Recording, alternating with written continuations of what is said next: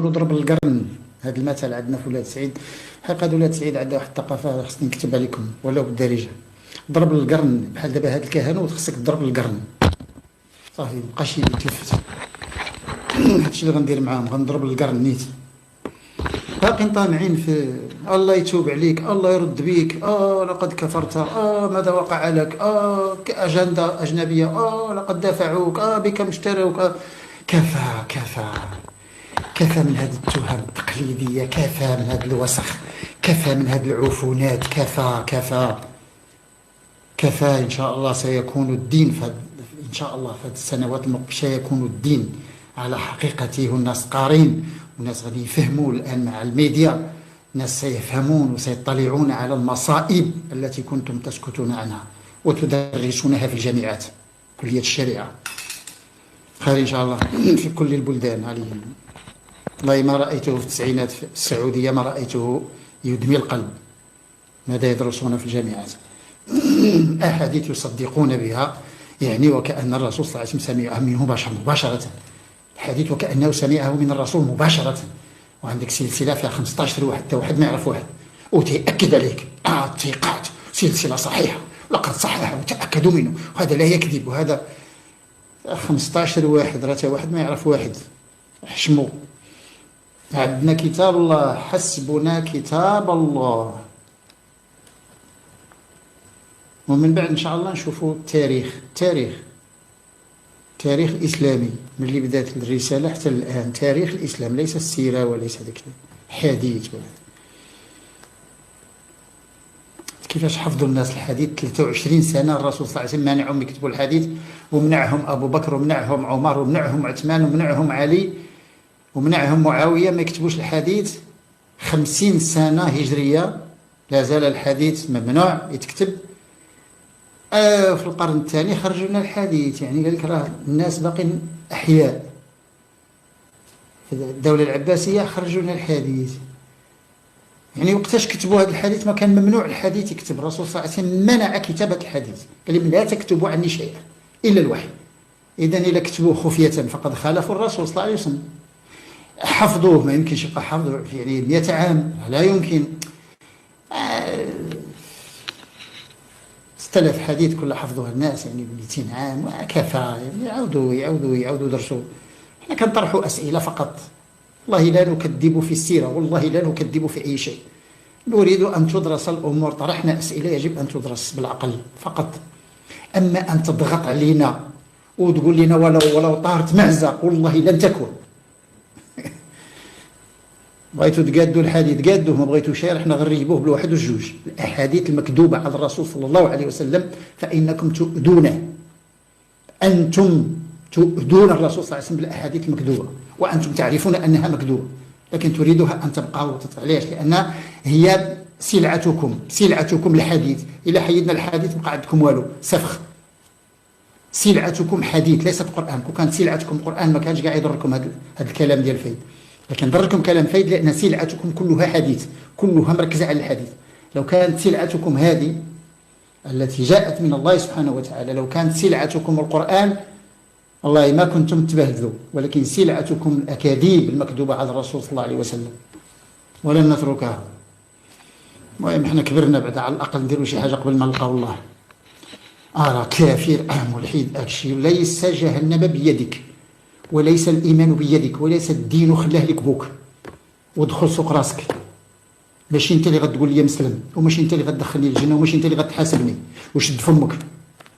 أنا مسلم وأؤمن بالله وأؤمن بمحمد صلى الله عليه وسلم الذي أنزل عليه القرآن.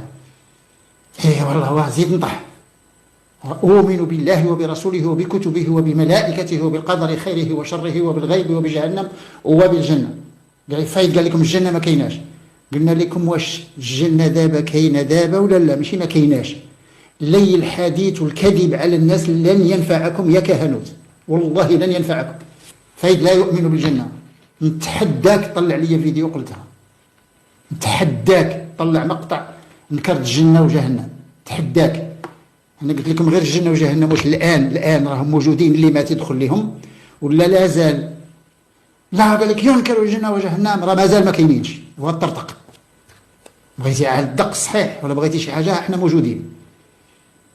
خير إن شاء الله. فمنطقيا ورياضيا وعلميا ما كاينينش. ماشي راه جهنم كتحمى دابا وكتوجد 70 قرن باش ندخلوا ليها. الناس شويه يخدموا العقل، شويه يخدموا شويه العقل. خير ان شاء الله.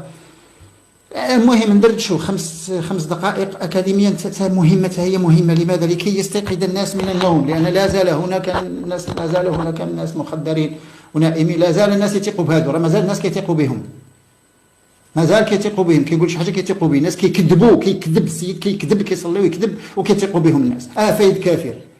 كل الذين صدقوا الكهنوت ان فايد كافر هؤلاء محنطين. جميع من صدق الكهنوت ان فايد كافر محنط، جاهل، يعني مفروم، ليس في مخه شيء الا البطاطس. انت واحد يقول لك واحد كافر تصدقوه هكذا نبي. الناس شويه يعني احنا في عصر العلم وهذا الشيء، الناس يخدموا عقولهم. ما قال لك فلان كافر فلان كافر صافي. هذا المشكل ديال التكفير ان شاء الله والله العظيم تنحبسوا في المغرب. ملي غادي يكونوا احكام في المحكمه على الذين يكفرون، وهذيك الساعه على شي واحد ينطق يقول انت كافر ولا يكتبها في فيسبوك. كفر كفر. المسائل هذه كفر، رغم ان يعني المدونه الجنائيه ان المسطره الجنائيه في المغرب انها تعاقب على كلمه كافر. القانون المغربي يجرم كلمه كافر، احنا اطلعنا عليها. كاين انواع من السب والشتم القانون المغربي ما كيجرموش. ملي كتقول لشي واحد سارح ولا خماس لانها حرفه، رغم انك عيرتيه، ولكن القانون المغربي ما يجرموش لان خماس وسارح كاينين. ولكن ملي كتقول ليه المسخ والمعفون والحمار والكلب وكذا، هذا يعاقب عليه القانون. كافر يعاقب عليه القانون، ملحد يعاقب عليه القانون، لانك تدخلتي لي في حياته الشخصيه، انا ما شغلكش. وهذه المسائل هذا الناس ما عارفينهاش. راه لو كان اعمال القانون راه هاد الناس هذو ما يحلوش فمهم، ولكن بلقاو السيبه. ولكن الان مسائل غنفعلوا القانون، غادي نديروا اعمال القانون في المحاكم ان شاء الله ونشوفوا. احكمت لهم الله يزيدهم. المهم عاد تكون يجي للمحكمه باش يوقف امام القاضي، باش يعرف بان القانون كاين في المملكه. فهذا الشيء اللي بغيت انا. بغيت على الناس اولا دوك النيك نايمات نعرفوا ماليهم شكون من هم، لان الشرطه التقنيه غادا تقول لنا شكون بالعنوان ديالو بالاسم كذا، نعرفوا بعدا دوك النكمانات ديال من، ونعرفوا المسائل هذو اللي غادي يجي للمحكمه يعرف بان راه كاين قانون، باش يبقى يشد فمه فقط. ويجب ان تتحرر المنابر، منابر خطبه الجمعه يجب ان تتحرر من الكهنوت، ولن نسكت حتى تتحرر المنابر. يبداو مواطنين صالحين صادقين عندهم طرف قسط من العلم ان شاء الله. وشيء الشريعه كل شيء خصو يكون عنده الشريعه. من المفروض الناس كلهم يعرفوا دينهم. طيب احد يتفضل لنا تخصص ويعملوا صلاه الجمعه، المهندس والطبيب والاستاذ الجامعي والاستاذ الباحث وكذلك الاساتذه المدرسين في الثانويات اللي كيدرسوا الفيزياء والكيمياء والطبيعيات وحتى اللغه العربيه وحتى يعني حتى الدراسات، ما عندناش مشكل.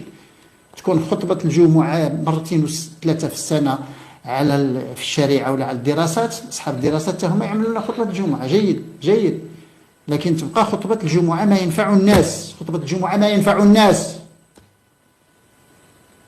وليست تعوديه على قصه جليبيب. ما ينفع الناس الان ما ينفع الناس. خطبه الجمعه جات نشره اخباريه للمسلمين، وتنصح المسلمين وتوجه المسلمين وتعطي افكار للمسلمين. هذه خطبة الجمعة، الغاية ديال خطبة الجمعة اللي شرعها الله هكذا. وخطبة الجمعة علمية كذلك، سيكولوجية اقتصادية علمية تقنية، فيها جميع المسائل. صلاة الجمعة علمية علوم كونية وليست كهنوت. صلاة الجمعة لو كان طبيب يوقف المنبر وينصح الناس السرطان، الأشياء التي يبتعد منها لكي لا يصابوا بالسرطان، وتشوف واش المغرب كله غيجي يصلي عنده ولا لا. والله حتى المغرب كله يصلي عنده. إذا وقف طبيب في المنبر ينصح الناس يعني ليتجنبوا السرطان أو كيف يتعاملون مع السرطان، ويعني يجب أن يكون كشف مبكر، ولما يكون كشف مبكر كيكون علاج، والناس يرتاحوا ويسمعوا هذه المسائل في خطبة الجمعة. نعم أم لا؟ نتحدى شي واحد يخالفني. طبيب يوقف في المنبر وينصح الناس بالسرطان والأمراض المناعية الذاتية وأمراض القلب والشرايين والأمراض الأطفال والأنيميا ونقص الحديد ونقص الفيتامين دي. هذه هي خطبة الجمعة. والمهندس في صلاة الجمعة في البوادي يوري الناس الري كيف يكون، السقي كيف يكون، السواقي والمزروعات ووقتها، ووقت البطاطس ووقت الجزر ووقت القمح ووقت الشعير، وكيفاش يقلموا هذوك الاشجار، وكيفاش يغرسوا الاشجار، ولماذا في شهر فبراير يغرسوا الذره، ولماذا في شهر مارس يغرسوا الزيتون. هذه هي صلاة الجمعة. واللي دارسين علم الاقتصاد كذلك يوريو الناس يعني الكمية التي تستهلك، وإذا كان 5 خضر ف3 خضر أحسن، والاثنين الأخرى يعني تتغذى بها اليوم الثاني، وكيف تصنع وكيف توفر وكيف تتجنب الأشياء التبذير والإسراف والضياع وكذا. نعم الشباب اللي درس علم الاقتصاد نعم يدير عملنا خطبة الجمعة، وحتى خطبة الجمعة في اللغة العربية بقاو يحضروا الناس بعض الكلمات راها ليست عربية، وبعض الكلمات راه أصلها عربي، وإذا قلت هذه لا تقل هذه، وإذا نعم خطبة الجمعة الناس على الأقل يستافدوا. هين يستافد